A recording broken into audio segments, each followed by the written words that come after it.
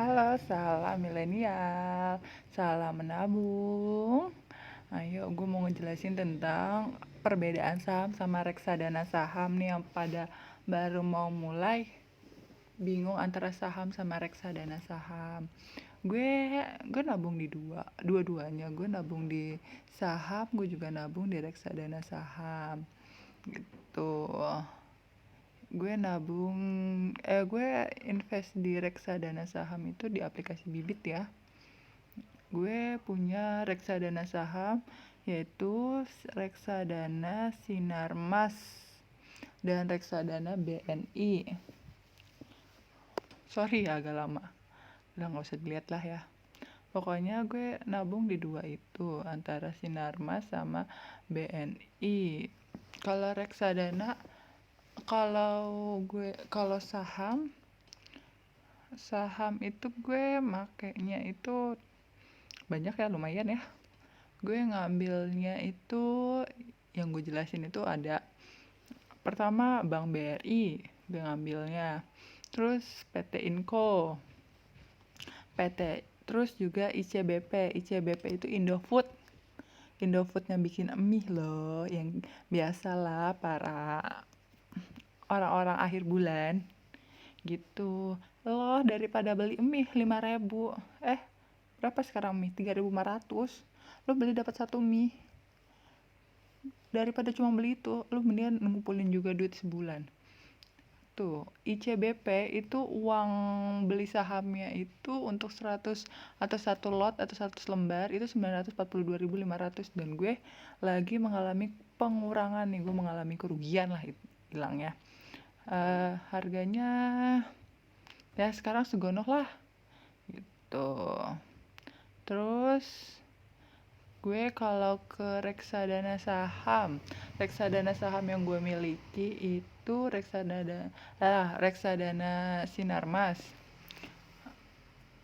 Nah, kalau reksadana saham itu, jadi gue bukan hanya punya satu saham, gue punya berbagai saham. Jadi saham yang dipilihin sama manajemen investasi gue itu adalah kayak PT Astra, Asuransi Jiwa Sinarmas, Bank BCA, Bank Mandiri, Bank BNI, Bank BRI. Ini itu adalah top holding yang diambil dari manajer investasi Sinarmas. Itu jadi kalau lo kayak beli di reksadana, berarti lo nggak cuma punya satu, lo punya berbagai reksadana. Reksadana itu artinya tuh pengumpulan uang. Jadi uangnya dikumpulin nih. Nah, dari si uangnya dikumpulin ini, si manajemen investasi lah yang, oh ini uangnya dimasukin ke saham A, saham B, saham C. Begono. Tapi kalau kita beli saham biasa ya, berarti kita belinya cuma satu. Kayak kita beli yang tadi gue jelasin, ICBP, berarti aku cuma dapat ICBP doang, saham dari Indofood doang.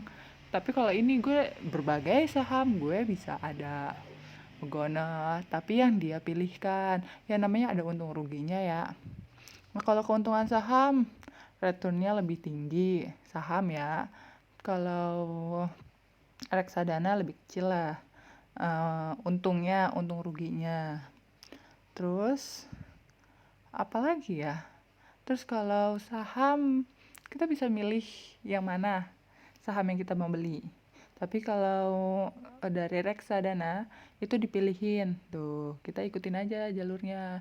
Tapi ada keuntungan dari reksadana lagi. Reksadana itu kayak lo nggak ngerti, lo nggak punya waktu, lo nggak punya tenaga untuk mikirin lo harus milih yang mana. Lebih baik lo ngasih duit lo aja ke mereka, dan mereka yang mikirin gimana caranya duitnya bisa muter lagi, bisa tumbuh, bisa berkembang, bisa berbunga, bisa berdaun, bisa berranting gitu. Begono. Semua ada untung ruginya. Kalau lo mau ngambil saham yang returnnya tinggi, ya maksudnya untungnya tinggi nih, lagi bagus-bagusnya lo dapat untung yang gede bener, gede banget.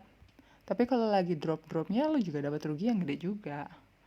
Tapi kalau reksadana saham, lo dipilihin sama mereka, dan mereka itu nggak milih ece-ece. Mereka pasti manajemen investasi yang udah bagus lah, Lo harus cari juga, cari tahu manajemen investasinya. Lo harus cari taunya manajemen investasinya itu ada kok ininya dikasih tahu nih. Nah, lu download aja tuh di bawah tuh. Lu download, ntar dikasih tahu nih sepak terjangnya dari mereka. Mereka udah pernah kerja di mana, mereka pernah megang investasi apa gitu.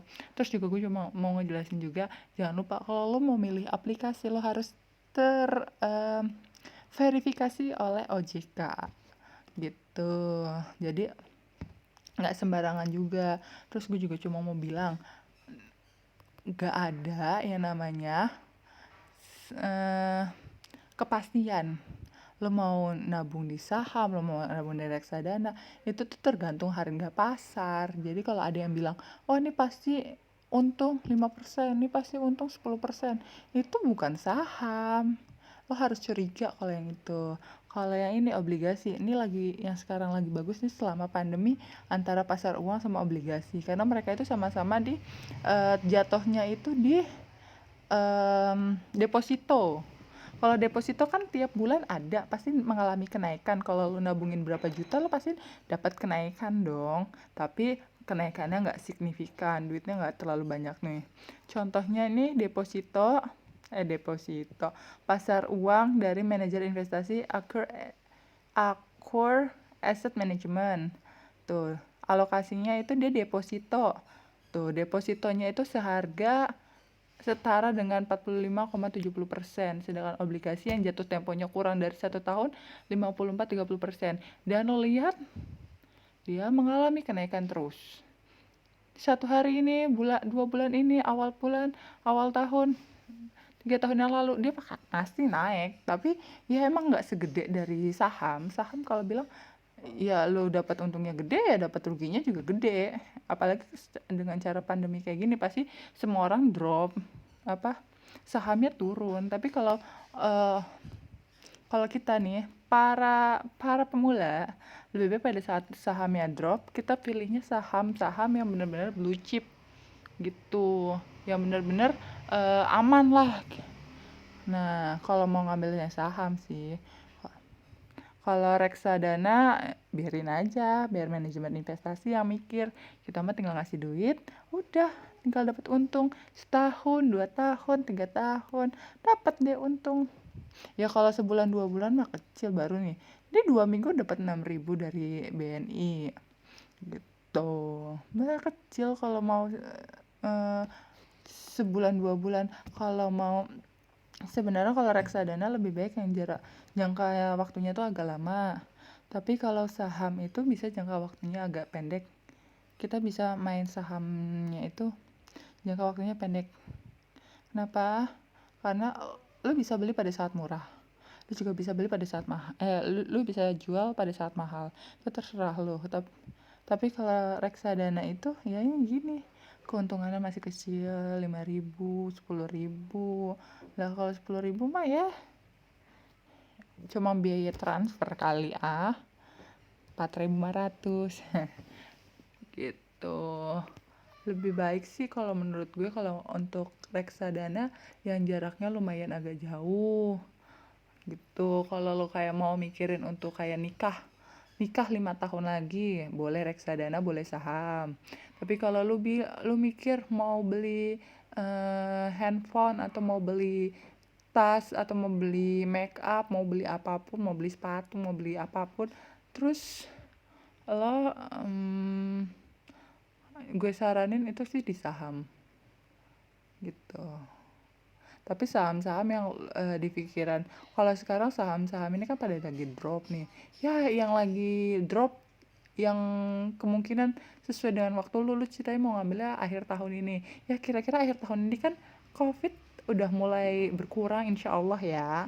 COVID-nya berkurang. Nah kira-kira apa nih yang bakalan naik nih gitu. Lu beli pas lagi murah sekarang. Ntar pas lagi akhir tahun ya lu jual nanti gitu. Oke deh. Gitu aja sih dari gue antara saham sama reksadana. Jadi Kalau lu mau jaraknya pendek, ya gue saranin lu mendingan saham daripada reksadana. Tapi kalau lu mau jaraknya panjang, lu bisa milih saham, bisa milih reksadana, terserah. Terus ya semua ada untung ruginya. Return, keuntungannya, ya lebih untungan saham lah, gedean saham. Terus, tapi kalau lu malas ngecek-ngecek, lu pengen malas cari tahu, lu malas ngecek gimana pasar pasar sekarang, harga pasar sekarang, ya lu lebih baik ke reksadana aja. Terserah lu sih, ini balik lagi ke lu, suka-suka lu, ini duit-duit lu, semuanya lu yang megang. Tapi kalau menurut gue, daripada lu pegang doang, mendingan lu investasiin. Baik lu yang ngelola sendiri ataupun orang lain yang ngelola. Sama aja kok hasilnya. Yang penting mah lo mulai aja investasi sekarang.